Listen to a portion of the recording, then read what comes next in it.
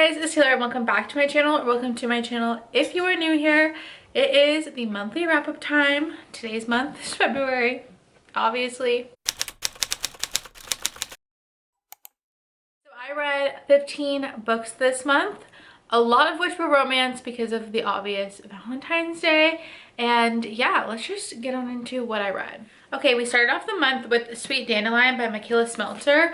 And this was really an anticipated read for me because I absolutely love the wildflower like duet that she has, and I absolutely did not like this book, which I always feel bad, but I like to give my positive reviews. As you can tell, I went into this thinking that I was gonna like it, so I started like tabbing, but I only tab books that are like 5-star reads for me. So once I realized like I'm actually not liking this, I just kind of stopped tabbing the book. So the reason why I didn't like this is because it was a teacher-student romance, which I didn't know, and I've never read any teacher-student romances, and I read some morally gray things, you know, like some dark romance and stuff. Like obviously it's fiction and like you can read it and not agree with it, but I just felt like the whole time I was reading it, I pictured it to be so gross in my head, which I don't know, like obviously I like age gap romances and stuff, but this one just felt a little weird. I think because the main character of this book went through a very traumatic event, which is why she's going to her school counselor. It's actually like a counselor student relationship, but he's still like a teacher. They refer to him as her teacher. And so I felt like he was kind of taking advantage of her. Like even though he like wasn't taking advantage of her, I just feel like in real life if that were to happen and it was like somebody you were confiding in because of your traumatic experience, like a psychiatrist, a doctor, like etc., it just didn't feel right. So I just ended up not really liking this book. I think I gave it like a 2 stars. Then we have You Deserve Each Other by Sarah Hoggle. I actually really enjoyed this book, which I didn't really know like what to expect coming into this, but basically it's about a couple who is getting married and they don't want to get married, but they don't like really communicate that, but it's obvious they don't want to get married. And basically she just has like a future mother-in-law from like hell, and she is just like navigating the mother-in-law, trying to like over plan the wedding, and she doesn't even know if she wants to be with him, but like her ego is like, I can't break this off. And yeah, so the whole book is just kind of like a lot of banter. It's almost like an enemies to lovers, even though they were engaged when the, oh my god, my cat every time I'm filming is trying to eat my tripod. But it was like an enemies to lovers, even though they were engaged when the book first started. Like they're kind of almost enemies in a weird way. I don't know, I really enjoyed this. It was different from what I usually read. Another romance, we have The Flat Share by Beth O'Leary. I am so excited about this one. This just was like such a good cute book, and I think the cover is like literally stunning. I love this so much. I love books that you like want to display. But anyways, this book basically follows 2 roommates. They're sharing a flat because the girl is just broke and she doesn't want to live with her ex-boyfriend anymore, and so she just finds this ad on like, not Facebook, but like online, and this guy is like he works night or day shift and she works night shift or something like that. I forget which one works which, but they basically will never see each other, and they are sharing a bed but without sharing a bed. So it's like a shared bed, forced proximity, etc. And they communicate through post-it notes. So she starts leaving post-it notes around the house, like, hey, I baked you cookies, or like whatever. And he has a girlfriend, so like it's not anything gross or whatever. And yeah, and then they eventually finally meet on accident, and it's just really good. I just love this. And again, it's just different from the typical romances that I feel like are repeated over and over. So next we have Carrie, Soto Is Back by Taylor Jenkins Reid. This book was so freaking good. Taylor Jenkins Reid does not disappoint ever. This is my Taylor Jenkins Reid little pile over here. I'm only missing 7 Husbands of Evelyn Hugo. One of my friends is borrowing it, and then the last book I have of hers is Maybe in Another Life, and it's on my TBR cart. And it's my last book by her, and I'm really upset because I love her books. Like, they're just so good. I really did not want to read this because it's about a tennis player, and it's not like a romance or anything. Like, it's just a fiction book. And I'm so glad I read it because her books just have a way of like making you fall in love with the story. And like, I was interested in tennis for the first time ever. I don't know, but I did listen to most of this on audiobook this month. But yeah, I really loved this book, and I'm glad that I picked it up. Next we have Behind Closed Doors.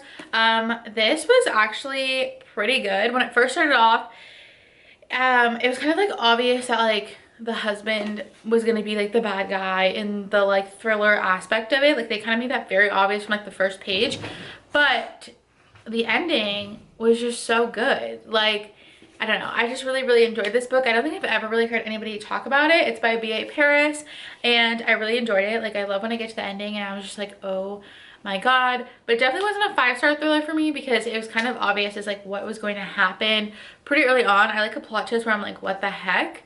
But it did have some good like mini plot twists that I didn't see coming, so I gave this like a 4.25. Next up we have His and Hers by Alice Feeney. This one was not my favorite by her. Like, some of her thrillers are so amazing. And I wasn't obsessed with this one, but it still definitely was good. So it's basically in the point of view of his and hers, the whole entire like back and forth. I had to reread the synopsis because I read 2 Alice Feeney books this month and I got this mixed up. I actually did really enjoy this one. This is like a 4.5. This is like when I got to the ending and like everything was unraveled. I was still confused. I'm like, wait, I need to like go back. I need to reread that. I need to like, and I love when a thriller does that because it's just like, you didn't see it coming, you know? So I really enjoyed this one. Okay, then we have I Know Who You Are by Alice Feeney. And I just want to say, I don't like to say much about thrillers in my wrap-up videos because I personally go into every thriller completely blind because I feel like it just makes everything 20 times better. So I don't like to ruin it for people. First of all, I love the cover of this, but this is about an actress. They're following the story of an actress and basically they, like, no one really knows the real her. And the whole book is like centered on the fact that she's like a fake person because she's an actress. And I feel like if you read Alice Feeney's books, like, you know, every time you're reading them, you like don't believe what you're reading about the main character because there's like always a twist that involves the main character, and I really enjoyed this one as well. Next up we have Brittle Prince by Sophie Lark. I literally binged this in one sitting. I loved this book. This is my first Sophie Lark book and my first mafia romance, and I will definitely be picking up more of her books. I am actually obsessed. So this basically follows 2 characters. They end up having to get married because their parents are kind of trying to settle an ongoing feud between the 2 different families. So they're like, I'll marry my daughter and your son and this will all be fixed, we'll call it a truce, etc. But the problem is the daughter and son obviously are enemies. They hate each other, and you kind of just follow like the like thriller aspect of being a mafia, and like she wants to join what the guy is doing, but then like they could become kind of like partners in a way, and then eventually they're gonna be enemies to lovers. So I loved this book. Next we have If We Were Villains by ML Rio. This was good, but I feel like it's so hyped up that I went into it and expected it to be like a 5-star read off the bat. And I think because of that, I was kind of let down because I didn't love it as much as I thought I would. But basically it's following a story of these like theater kids. This guy gets arrested, you're trying to find out why, and he's finally telling his side of the story like years later when he's getting out, so you're kind of like backtracking. Next up we have By a Thread by Lucy Score. I loved this book so much more than I thought I would. I read Things We Never Got Over back a year ago, I think, when it first came out. Essentially I read it on my Kindle and I just didn't like love it. I felt like the ending was a little weird and out of pocket, so I was kind of nervous to pick this up, but I picked it up and it's a workplace boss romance, which I've never really read one of those either, I think. This follows Dominic, who basically gets Allie fired when he comes into her job. She is a waitress. He gets her fired because they get into like a little feud, and his mom offers her a job. It kind of changes her life because she's like hanging on by a thread, kind of just like with some money problems and whatnot, and the mom like offers her this job with like really good pay and really good benefits, but she doesn't want to work there because of Dominic, and then he's her boss but he can't fire her. So it's just a really good enemies to lover. I loved the banter in this book and I was really happy with how it played out. I feel like it was very realistic. Like, it wasn't like enemies to lovers in like one day, if that makes sense. My next read was also by Lucy Score. This is Things We Hide from the Light, which I didn't know if I was going to read this. It wasn't on my February TBR. I didn't plan on buying it, but I did end up getting it because Target was doing their pre-orders like on sale, and I ended up pre-ordering it. Like I said, I didn't love Things We Never Got Over. I kind of forgot what even happened, but I'm glad I did pick this up. I did really like it. I still think By a Thread is better than this and Things We Never Got Over, but I did still enjoy this one. But because I literally read that one first and this one right after, I feel like that one was so much better in my opinion.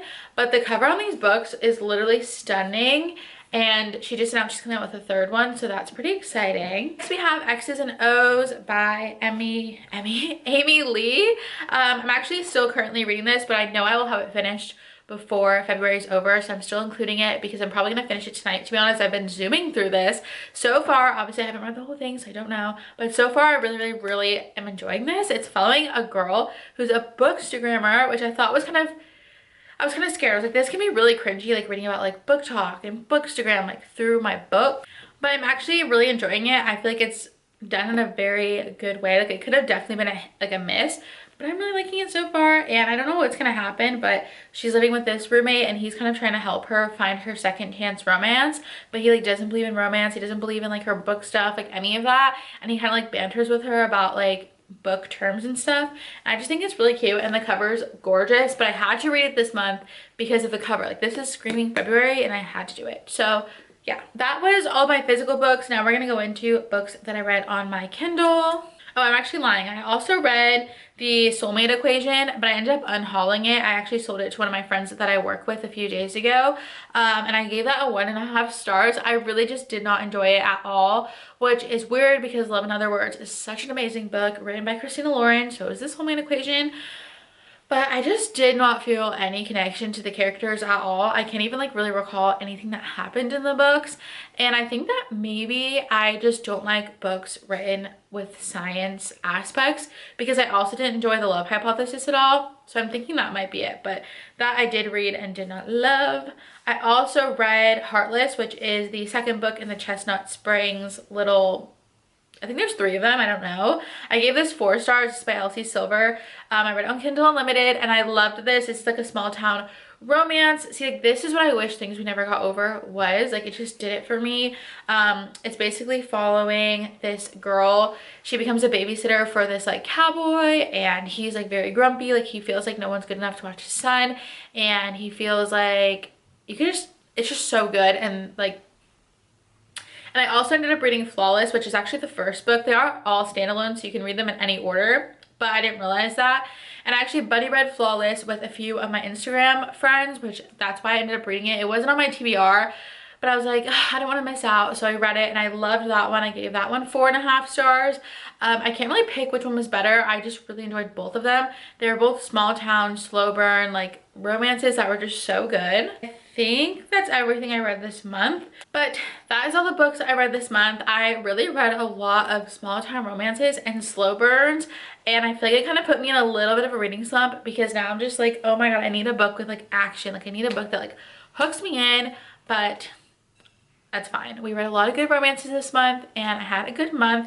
I'm gonna put the count of how many books I actually ended up reading off my February TBR up here out of like how many I put on there, because I feel like I did really good this month. I normally never ever stick to my TBR, so the fact that I did, I feel like I had to document that in today's video. And speaking of TBRs, my March TBR, it's messy up here, but it's up here, and I let my TBR jar pick it, so I'm kind of scared for March because there's a lot of books on there that I have been procrastinating. But so that is it for today's video. All of my social media will be linked down below: Goodreads, Book Talk, Bookstagram, Pango Books, all of the books in the description box if you guys want to connect with me on any other platforms. Thank you guys so much for watching. If you're still watching, leave me a comment what your most anticipated read on your March TBR is, because I'm very interested to know. And I'll see you guys in my next one.